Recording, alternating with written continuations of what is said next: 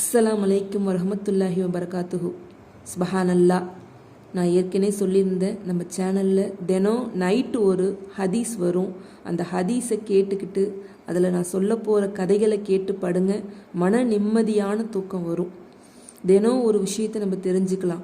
நம்மலாம் சின்ன வயசாக இருக்கும் போது நம்ம தாத்தா பாட்டி நமக்கு உட்காந்து கதை சொல்லுவாங்க.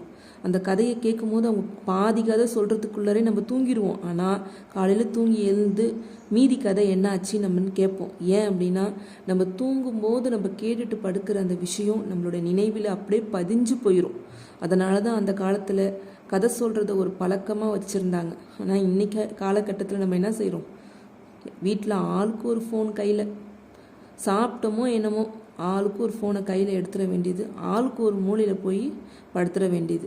நைட்டு 12 மணி 1 மணி 2 மணி ஆனால் கூட அந்த ஃபோனை நம்ம ஆஃப் பண்ணுறது கிடையாது. லைட்டை ஆஃப் பண்ணிவிட்டு படுக்கிறோம். ஆனால் ஃபோனோட ஸ்க்ரீன் லைட்டை நம்ம ஆஃப் பண்ணுறதுக்கு நம்ம யாருக்குமே மனசு வர்றதில்லை. டேட்டா தீர்ற வரைக்கும் உட்காந்து பார்க்குறோம். நம்மளுடைய பாவத்தை எல்லாம் மன்னிக்கணும். எவ்வளோ தூரம் நம்ம அடிக்ட் ஆகி இருக்கிறோம் அப்படிங்கிறத நீங்கள் எல்லாரும் புரிஞ்சுக்கணும். இனிமேல் அது நைட் நேரத்தில் யாரும் ஃபோன் பார்க்காதீங்க. ஃபோன் பார்க்கும்போது நல்ல விஷயங்களை காதில் கேட்டுட்டு படுங்க.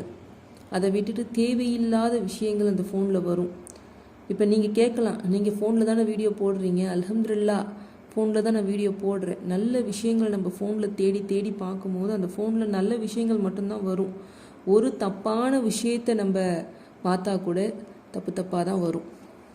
அதனால் நல்ல விஷயங்களை தேடி பாருங்கள். என்னோட வீடியோவை கூட நைட்டு சாப்பிட்டுட்டு நீங்கள் போய் தூங்கும் போது ஃபோனை பக்கத்தில் வச்சுக்கிட்டு பாருங்கன்னெலாம் நான் சொல்லலை. இஷா தொழுத உடனே உட்காந்து ஒரு ஹதீஸை கேளுங்க.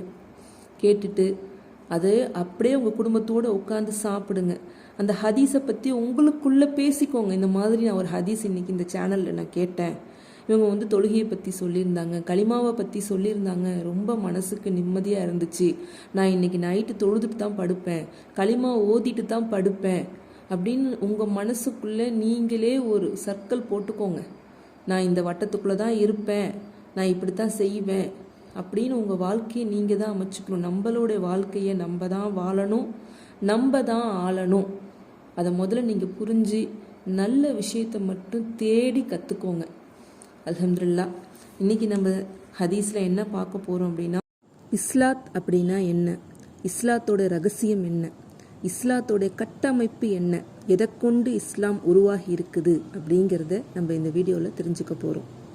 இஸ்லாத்தில் 5 தூண்கள் இருக்குது அப்படின்னு அல்லாஹ் சொல்லியிருக்கிறான். அல்லாஹ் சொன்னதா நமக்கு அறிவிக்கிறது யார் அப்படின்னா நபிநாயகம் சொல்கிறாங்க, நம்ம இஸ்லாத்தில் 5 தூண்கள் கொண்டு தான் நம்மளோட இஸ்லாத்தோட கட்டிடமே எழும்பியிருக்குது அப்படின்னு சொல்கிறாங்க. அதுக்கு எக்ஸாம்பிள் என்ன சொல்கிறாங்க அப்படின்னா, 5 கம்பங்களை கொண்டு அமைந்த கூடாரம் தான் இஸ்லாத் அப்படின்னு சொல்கிறாங்க.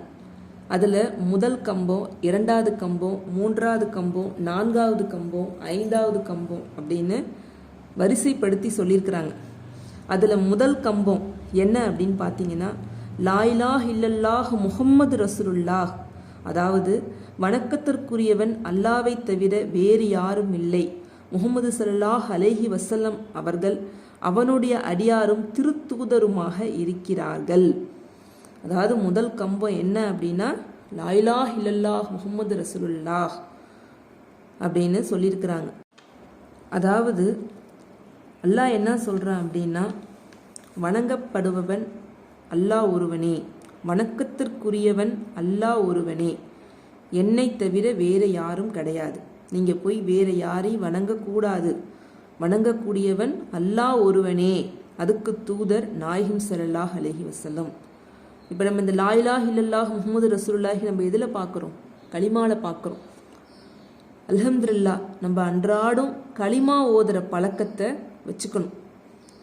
2வது என்ன அந்த கம்பம், 2வது கம்பம் என்ன அப்படின்னு நம்ம பார்த்தோம் அப்படின்னா, அது தொழுகை. தொழுகைனா சும்மா தொழுகை கிடையாது, தொழுகையை நிலை நிறுத்துவது. நம்ம அன்றாடம் 5 வக்து தொழுகையை தொழுது பழகணும். 3வது ஜகாத்து கொடுப்பது. இல்லைன்னு சொல்லி வந்தவங்களுக்கு உங்களால் முடிஞ்சது 1000 2000 தான் கொடுக்கணும்னு கிடையாது, 5 ரூபாய் கொடுத்தாலும் உங்களால் முடிஞ்சதை மனசு ரொம்ப உவந்து கொடுங்க. அப்படி கொடுக்கும்போது அல்லாஹ் ரொம்ப பூரிப்படைகிறான். இந்த அடியான் வந்து ஜக்காத்து கொடுக்குறாங்க அப்படின்னு சொல்லி அல்லாஹ்வுக்கு ரொம்ப சந்தோஷம் வரும். 4வது ஹஜ்ஜு செய்வது. நம்மளுடைய கடமைகளில் அல்லாஹ் வந்து ஹஜ்ஜு செய்கிற கடமையை நமக்கு வச்சிருக்கிறான். எல்லாரும் ஹஜ்ஜு செய்யணும்னு நான் துவா செய்கிறேன். நானும் ஹஜ்ஜு செய்யணும்னு நீங்கள் துவா செய்யுங்க. அல்ஹம்துலில்லாஹ், அந்த ஹஜ்ஜு செய்யறதுக்கான பாக்கியத்தையும் அதற்கான பொருளாதார வசதியையும் அல்லாஹ் நமக்கு கொடுக்கணும். 5வது ரமலான் மாதம் நோன்பு வைப்பது. நோன்பு வைக்கிறத நம்ம ஒரு கடமையாக வச்சிருக்கிறோம்.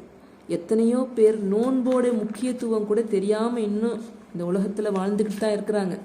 நம்ம அதை தெரிஞ்சுக்கணும். நோன்பை எக்காரணத்துக்காகவும் நம்ம விடக்கூடாது. எந்த ஒரு விஷயத்துக்காகவும் நோன்பை மட்டும் நம்ம கைவிடக்கூடாது. ரொம்ப உடம்பு முடியல அப்படின்னா மட்டும்தான் அல்லாஹ் வந்து அதை ஏற்றுக்கொள்ளப்படுகிறான்.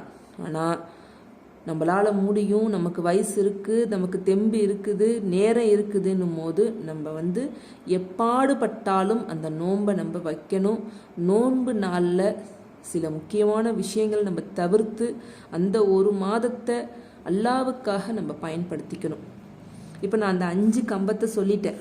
என்ன சொன்னேன் அப்படின்னா, முதல் கம்பம் லா இலாஹ இல்லல்லாஹ் முஹம்மது ரசூலுல்லாஹ், 2வது கம்பம் தொழுகையை நிலைநிறுத்துவது, 3வது கம்பம் ஜக்காத்து கொடுப்பது, 4வது கம்பம் ஹஜ்ஜு செய்வது, 5வது கம்பம் ரமலான் மாதம் நோன்பு வைப்பது.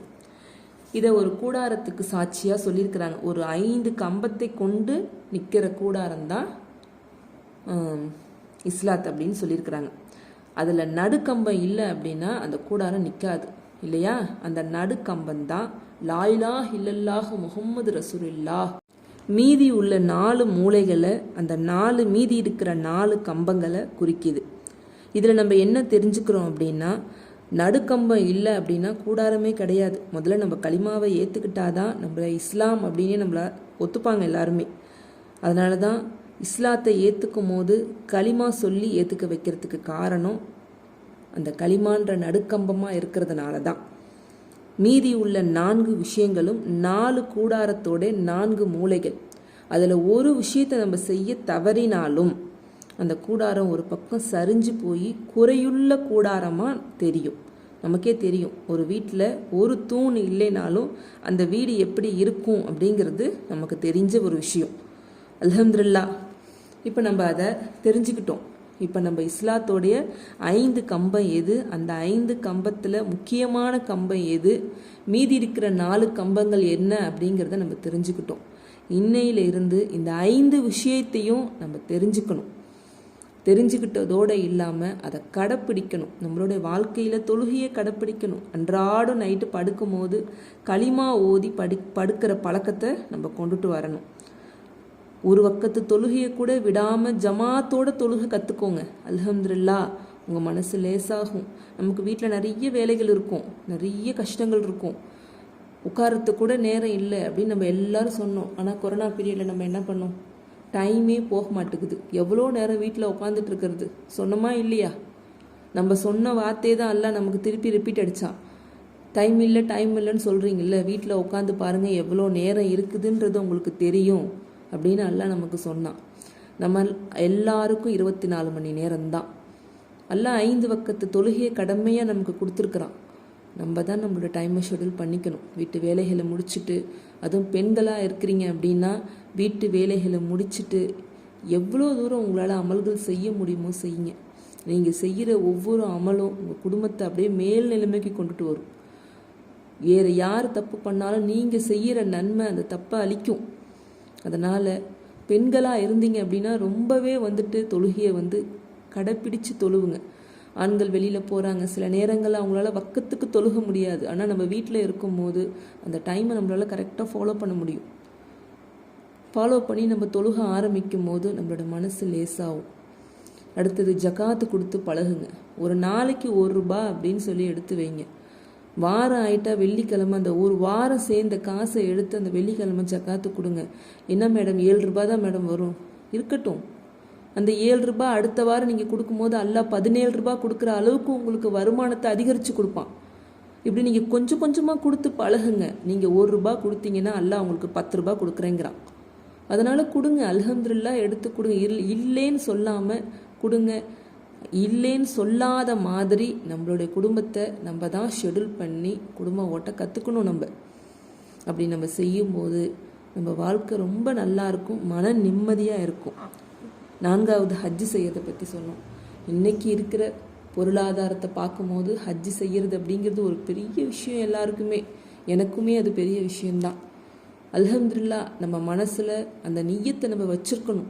அல்லாஹ் எனக்கு ஹஜ்ஜு செய்கிற பாக்கியத்தை கொடுறா அல்லாஹ், அதற்கான பொருளாதார வசதியை எனக்கு அமைச்சு கொடுறா அல்லான்னு அன்றாடும் தொழுகையில் இந்த துவாவை கேட்டுக்கோங்க.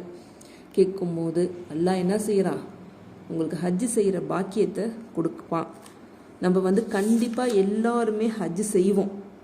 5வது ரமலான் நோன்பு வைப்பது உடம்பு முடியலை அப்படின்னு சொல்லாமல், ரமலானோட நோன்பு வர்றதுக்கு முன்னாடியே நம்மளோட உடம்புல ஏதாவது பிரச்சனைகள் இருந்துச்சு அப்படின்னா அந்த பிரச்சனையை சரி பண்ணி நோன்பு வைக்கிறதுக்கு நம்மளோட உடம்பை நம்ம தயார் பண்ணிக்கணும். நிறைய பேருக்கு இன்றைக்கி இருக்கிற பிரச்சனை வயிற்று புண்ணு. அந்த வயிற்று புண்ணு வாய் புண்ணால தான் நம்ம நோன்பு வைக்க மாட்டுக்கிறோம். அதை முன்கூட்டியே சரி பண்ணுங்க. நம்ம சாப்பாட்டோட உணவு பழக்கத்தை மாற்றுங்க. ஏன் இந்த நம்மளோட உடல் உபாதை வருது அப்படின்னா நம்மளோட உணவு பழக்கத்தை வச்சு தான் வரும். அந்த உணவு பழக்கத்தை நாயகம் சொன்ன மாதிரி சாப்பிட்டு பழகுங்க. அரை வயிறு தண்ணி, அரை வயிறு சாப்பாடுன்னு சாப்பிடுங்க. அப்படி சாப்பிடும்போது அல்ஹம்துலில்லாஹ் நம்மளோட உடல்நிலையை அல்லாஹ் சீராக்கி வைப்பான். நபிநாயகம் என்ன சொல்கிறாங்க அப்படின்னா, இந்த 5யுமே கடைப்பிடிக்க வேண்டியது மிகவும் அவசியமாகும் அப்படின்னு ஒரு முஸ்லீமுக்கு நாயகம் கட்டளையிடுறாங்க. ஈமானுக்கு பிறகு அனைத்தையும் விட தொழுகையே முக்கியமானது அப்படின்னு சொல்கிறாங்க. அவங்க என்ன திருப்பி ஒரு விஷயம், ஒரு சஹாபி கேட்குறாங்க, அல்லாவுக்கு ரொம்ப பிடிச்ச விஷயம் எது அப்படின்னு நாயகத்துக்கிட்ட கேட்குறாங்க.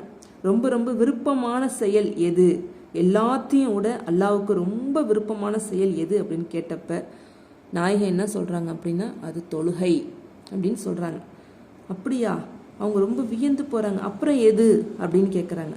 அவங்க 2வதாக சொன்னது என்ன அப்படின்னா, பெற்றோருடன் நல்ல முறையில் நடந்து கொள்வது. இன்றைக்கி யார் தாய் தகப்பனை மதிக்கிறாங்க? ஒரு வயசு வந்துருச்சுனாலே உனக்குலாம் என்ன தெரியும் அப்படின்னு நம்ம கேட்குறோம். ஆனால் அவங்க இல்லாமல் இந்த துனியாவுக்கு நம்ம வரலை. அவங்க பாதுகாத்து நம்மளை பெற்று வளர்த்து வாலிபமானதுக்கப்புறம் இந்த வார்த்தைகளை கேட்கும் போது எப்படி இருக்கும்? இன்றைக்கி நம்ம கேட்டோம் அப்படின்னா நம்மளை பார்த்து நம்ம பிள்ளைங்க கேட்கும். நீ ஒரு நல்லது செஞ்சனா அல்லாஹ் 2ஆக திருப்பி கொடுக்குறான். அதே மாதிரி தான் நீ ஒரு பாவத்தை செஞ்சேன்னா அல்லாஹ் அதையும் 2ஆக திருப்பி கொடுப்பான். அதனால் பெற்றோரிடம், நம்மக்கிட்ட வயதான பெற்றோர்கள் இருக்கிறாங்க அப்படின்னா அவங்கக்கிட்ட அன்பாக போனிப்பாக நடந்துக்கோங்க. வயதான பெற்றோர்கிட்ட தான் அப்படி நடந்துக்கணும்லாம் கிடையாது. சிறு வயசு குழந்தைங்க இந்த வீடியோவை பார்க்குறீங்க அப்படின்னாலும் சின்ன வயசுலேருந்தே அந்த பழக்கத்தை கொண்டுட்டு வாங்க. தாய் தகப்பனுக்கு மரியாதை கொடுக்குற பழக்கத்தை கொண்டுட்டு வாங்க. சின்ன வயசில் பழகிற பழக்கம்தான் நமக்கு வயதானாலும் நம்ம தாய் தந்தையரை நம்ம எதிர்த்து பேச மாட்டோம். அவங்க தப்பே பண்ணால் கூட அவங்கக்கிட்ட நம்ம தன்மையாக எடுத்து சொல்லி புரிய வைக்க முயற்சி செய்வோம். அந்த பழக்கம் சிறு வயதிலிருந்தே வரணும். இன்ஷா அல்லாஹ் நம்ம வீட்டில் சிறு குழந்தைகள் இருக்குது அப்படின்னா அந்த பிள்ளைங்களுக்கு நம்ம நல்லதை சொல்லி கொடுத்து வளர்க்கணும். அப்படி வளர்க்கும் போது அந்த பிள்ளைங்க நல்ல முறையில் வளரும். தான் கற்றுக்கிட்டதை தன்னுடைய நண்பர்களுக்கு சொல்லி கொடுக்கும். பக்கத்து வீடு அக்கத்து வீடு பிள்ளைங்களுக்கு சொல்லி கொடுக்கும். அந்த உங்கள் பிள்ளைய பார்த்து சொந்தக்காரங்க பிள்ளைங்க யாராச்சும் இருந்ததை பாரு, அந்த பிள்ளை எப்படி இருக்குது, நம்மளும் அதே மாதிரி இருக்கணுங்கிற அந்த எண்ணம் வரும். அதற்கு முக்கிய காரணம் நம்மளோட வளர்ப்பு தான். நம்ம வளர்த்தோம், கரெக்டாக நம்மளோட வளர்ப்பு இருந்துச்சு அப்படின்னா அந்த பிள்ளைங்க எந்த இடத்துலையும் தப்பு பண்ணாது. திருப்பி நாயகம் போய் கேட்குறாங்க, நாயகத்துக்கிட்ட அந்த சஹாபி கேட்குறாங்க, அதுக்கு அடுத்தது அல்லாவுக்கு பிடிச்சது எது அப்படின்னு கேட்கும்போது ஜகாத்து கொடுப்பது அப்படின்னு சொல்கிறாங்க. அல்ஹம்துலில்லாஹ் நம்ம எல்லாருமே நாயகம் சொன்னதை கடைப்பிடிக்கணும். தொழுகையை நம்ம நிலைநாட்டணும், ஜகாத்து கொடுக்கறத நம்ம நிலைநாட்டணும், பெரியவங்க கிட்ட அன்பாக பாசமாக நடந்துக்கணும். மீதி நான் சொன்ன அந்த கூடாரத்துக்கான 5 கம்பங்களையும் நம்ம நிலைநிறுத்தணும். அந்த 5 கம்பத்தையும் நம்ம ஃபாலோ பண்ணும்போது நம்ம வீடு எந்த பக்கமும் சரியாமல் தலை நிமிர்ந்து நிற்கும். நான் சொன்னது உங்களுக்கு பிடிச்சிருக்குன்னு நினைக்கிறேன். சில விஷயங்களை நீங்கள் தெரிஞ்சிருப்பீங்கன்னு நான் நினைக்கிறேன். அல்ஹம்துலில்லாஹ் உங்கள் துவாவில் என்னையும் சேர்த்துக்கோங்க. நம்மளுடைய பலா முசீபத்தை நீக்கி அல்லாஹ் நம்மளுடைய பாவங்களை மன்னிச்சு நம்மளை நல்ல நிலைமைக்கு கொண்டுட்டு வருவானாக. ஆமீன் ஆமீன் யா ரப்பல் ஆலமீன். அஸ்ஸலாமு அலைக்கும் வரஹ்மத்துல்லாஹி வபரகாத்துஹு.